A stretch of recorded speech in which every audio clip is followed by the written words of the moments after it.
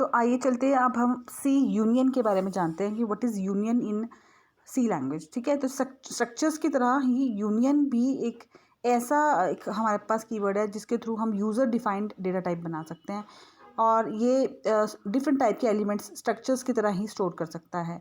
मतलब यूनियन और स्ट्रक्चर्स काफ़ी सिमिलर हैं। एक डिफरेंस ज़रूर है कि जो इसकी जो मेमोरी होती है वो ये कम लेता है। मतलब जो जितने डेटा मेंबर्स इसके पास होंगे यूनियन के पास, इसमें से जो सबसे लार्जेस्ट डेटा मेंबर होगा, जो लार्जेस्ट साइज़ होगा, वो वही साइज़ होगा यूनियन का जो लार्जेस्ट डेटा मेंबर का होगा। और एक बारी में जो है मेंबर है यूनियन का, वो ही ऑक्यूपाई कर सकता है स्पेस। ठीक है, इसको और डिटेल में पढ़ते हैं।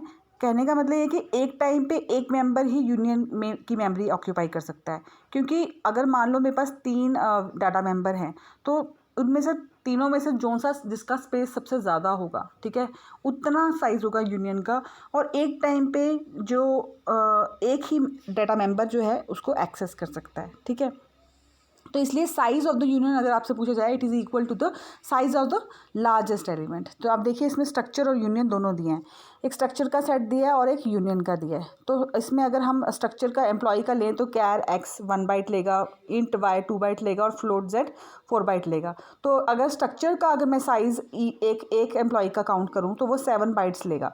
लेकिन अगर मैंने वही चीज़ यूनियन से बनाई तो आप देखेंगे कि इसमें सेम जाएगा, लेकिन हमारा जो साइज़ होगा वो 4 बाइट्स रहेगा। 4 बाइट्स इसलिए क्योंकि जो फ्लोट जेड है ये इसका लार्जेस्ट एलिमेंट साइज़ है, इसलिए ये जो यूनियन बनाएगा ये सिर्फ 4 बाइट्स लेगा। तो इस तरह से इसका एडवांटेज ये है यूनियन का ओवर स्ट्रक्चर की इट ऑक्यूपाइज लेस स्पेस, क्योंकि ये साइज़ सिर्फ उतना ही लेगा जो लार्जेस्ट मेंबर का होगा।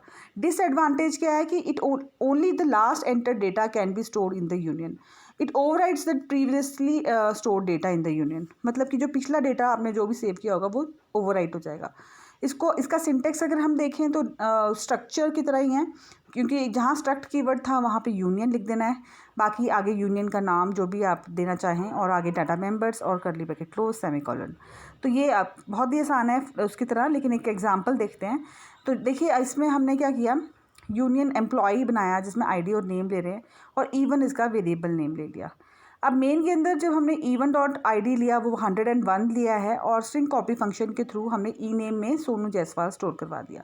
लेकिन जब हम उनको प्रिंट करवाया ईमेल मतलब एम्प्लॉय ID और नेम, तो आप देखेंगे आउटपुट में देखो ID कुछ और ही आ रही है। हमने तो 101 डाली थी, लेकिन यहाँ पे 1869 करके आ रही है।